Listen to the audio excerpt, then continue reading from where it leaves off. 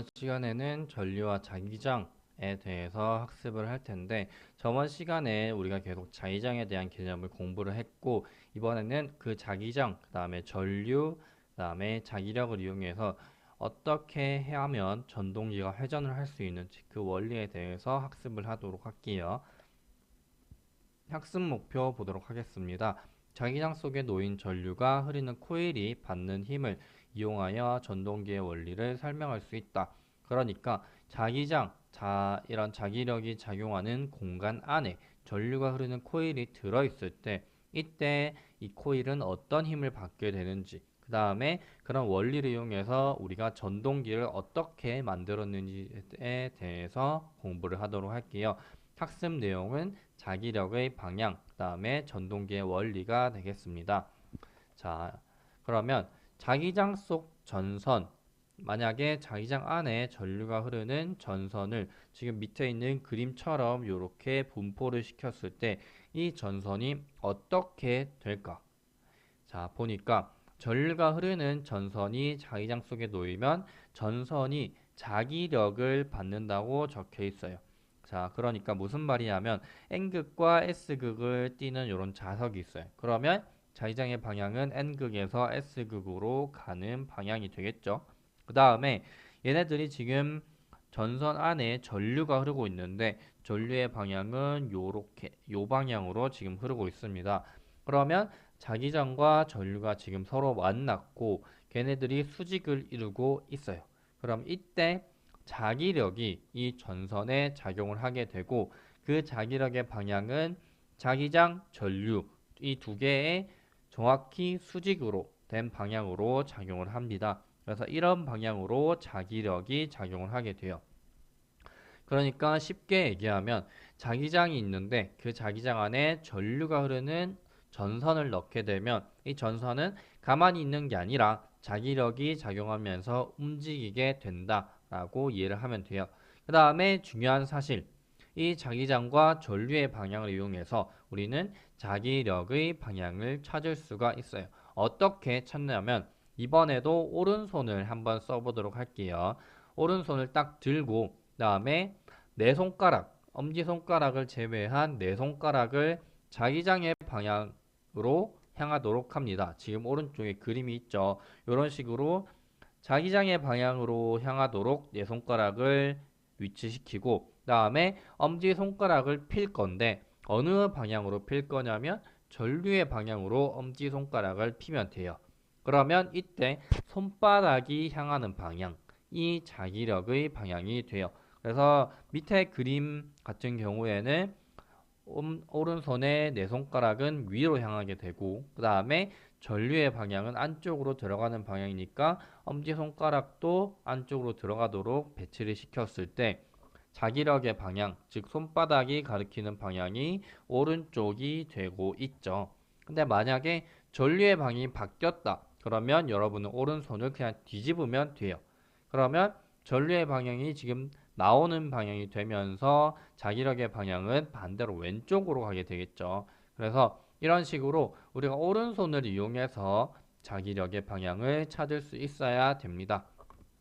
자, 그 다음에 이런 자기장 속 전선에 얘네들이 받는 자기력의 특징엔 어떤 거에 있냐면 당연히 전류의 세기가 셀수록 그 다음에 자기장의 세기가 셀수록 이 자기력도 세집니다. 그래서 우리가 이 전선이 받는 힘의 크기를 조절하고 싶으면 전류의 세기를 조절하거나 아니면 자기장의 세기를 조절하면 자기력의 세기를 조절할 수가 있어요.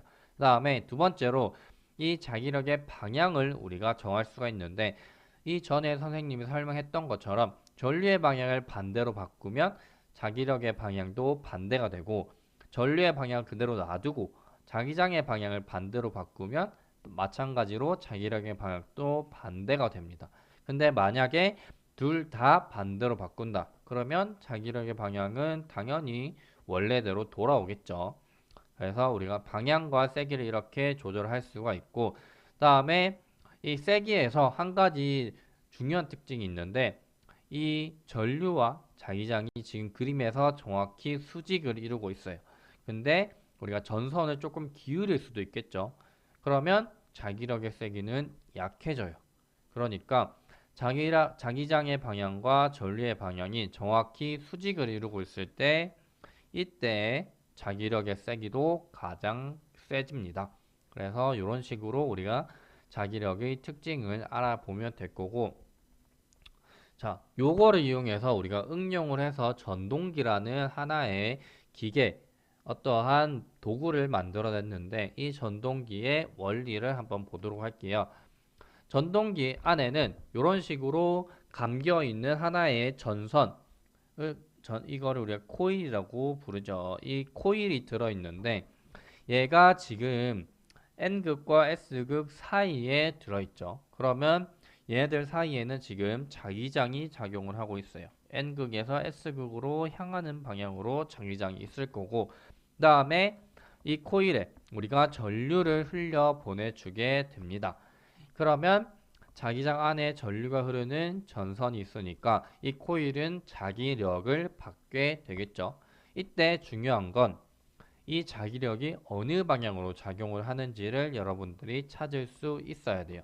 한번 같이 찾아보도록 할게요. 지금 그림에서 N극에서 S극 방향으로 자기장이 있으니까 오른손을 들고 내 손가락은 위를 향하도록 놔둡니다. 그 다음에 여기서 중요한 사실, 만약에 전류가 이 방향으로 나와서 이렇게 흐르게 된다면 이때 위쪽에 있는 이 전선, 여기서는 전류의 방향이 이쪽 방향이 되겠죠. 그러면 여러분들이 오른손을 지금 들었는데 엄지손가락을 전류의 방향과 똑같은 방향으로 핍니다. 그러면 손바닥이 그림에서 나오는 방향으로 지금 향하고 있죠. 그러면 자기력의 방향은 나오는 방향으로 이렇게 작용을 하게 돼요. 그 다음에 전류가 쭉 흐르면서 밑으로 내려가면 전류의 방향이 위에 있는 전선과는 반대가 되게 돼요. 그러면 이때도 오른손을 들고 자기장의 방향을 내 손가락에 향하도록 하고, 그 다음에 전류의 방향으로 엄지손가락을 피게 되면 손바닥이 위에 있는 전선과는 반대로 들어가는 방향으로 이렇게 배치가 됩니다. 그러면 이때 중요한 사실, 위에 있는 전선은 지금 이 방향으로 힘을 받고 아래쪽은 반대 방향으로 지금 힘을 받고 있어요.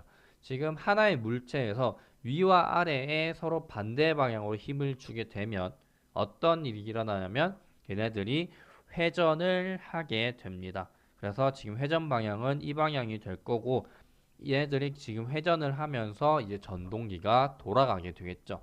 그래서 전동기의 원리는 자기장 안에 전류를 흘려보내서 전선이 자기력을 받도록 하는데 이때 위와 아래에 자기력의 방향이 반대가 되도록 해서 얘들이 회전을 할 수 있도록 만든 장치를 우리는 전동기라고 부릅니다. 자, 근데 이때 한 가지 중요한 사실이 있어요. 얘네들이 회전을 이렇게 전류가 흐르는 상태에서 회전해서 내려오게 되면 이 방향으로 흐르는 전선이 밑으로 내려오고, 그 다음에 이 방향으로 흐르는 전선이 위로 올라가게 되죠. 그렇게 되면 자기력의 방향이 얘네들이 지금 뒤바뀌면서 원래와는 반대로 되게 돼요. 그러면 처음에는 이렇게 내려왔던 물체가 다시 반대로 올라가는 힘을 받게 돼요. 근데 우리는 계속해서 한 방향으로 흐르는 어떠한 도구를 얻고 싶기 때문에 얘네들이 반바퀴 회전했을 때 전류의 방향을 반대로 흐르게 하도록 하는 정류자라는 장치를 설치를 해 놨습니다. 여기에 들어있는데 이 정류자에 의해서 코일이 반바퀴 회전을 하게 되면 전류의 방향이 반대가 돼요. 그러면 얘들이 처음에 이 방향으로 흐르고 이 방향으로 흘렀는데 내려와서도 똑같이 이 방향으로 흐르고 이 방향으로 흐르면서 얘들이 계속해서 한 방향으로 회전을 할 수 있도록 만들어 줍니다. 이렇게 해서 우리가 전동기라는 도구를 사용을 하고 있는데 이 전동기는 대부분의 전기 도구, 냉장고든 아니면 뭐 믹서기든 뭐 모터가 달려 있는 대부분의 전기 기구에 우리가 사용을 하고 있어요. 그래서 전동기의 원리를 잘 알아두고 이 전동기가 우리 일상생활에서 매우 중요한 역할을 하고 있구나 라는 걸 알고 있으면 될 것 같습니다. 자, 그래서 이번 시간에 배운 내용이 자기장 안에 들어있는 전류가 흐르는 전선, 얘네들 때문에 자기력이라는 힘을 받는다. 그리고 자기력의 방향은 오른손을 이용해서 찾을 수가 있습니다.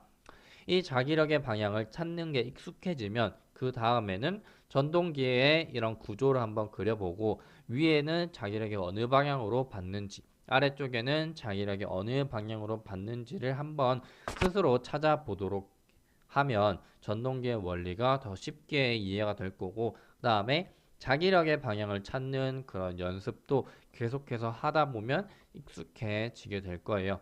자, 이번 시간에 배운 내용은 특히나 복습이 중요합니다. 그래서 다음 시간에는 이번 시간에 배운 내용들을 바탕으로 문제를 풀어보는 시간을 가지도록 할게요. 그러면 오늘은 여기까지 하도록 하겠습니다.